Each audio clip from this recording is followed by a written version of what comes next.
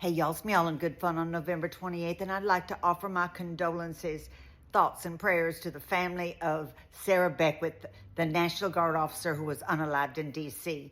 Terrible tragedy that never should have happened. Now, I got a few things to say about that. This never would have happened if the National Guard hadn't been unnecessarily deployed to D.C. to do things the D.C. police are perfectly capable of doing, which is protect the city. So when you send National Guard onto United States city streets, you're putting them in the line of fire on U.S. soil unnecessarily. So just saying. Second thing, the orange creature that occupies the White House and his administration have decided to take action because the shooter was a young Afghani immigrant. So they've decided to put a stop on all Afghani immigrant applications. Well, remember, United States, when we withdrew our troops from Afghanistan, we made a lot of promises to Afghanis who had helped the United States by translating or providing information, things like that. We'd made them promises of safety, bringing them to the United States for asylum and where they could apply for, immigration. But now we're putting a halt on all that, breaking our promise because they had a bad egg, the guy who did the shooting the other day. Well, if you're going to do that, if you're going to target an entire group because they got a bad egg who does the shooting, what about that Tyler Robinson? Remember him, the guy who shot at Charlie in Utah?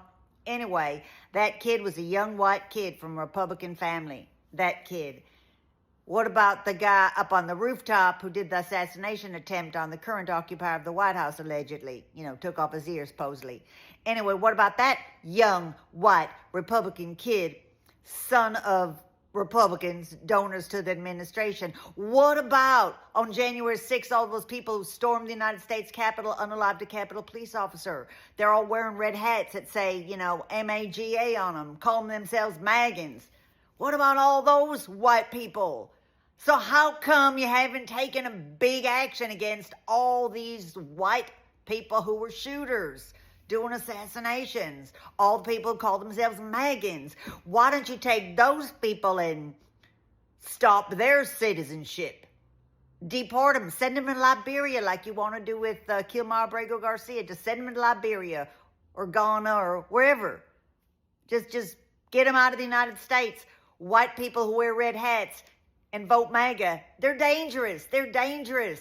Do something about it. I mean, maybe just put them in mental institutions if you can find any. That's what you ought to do.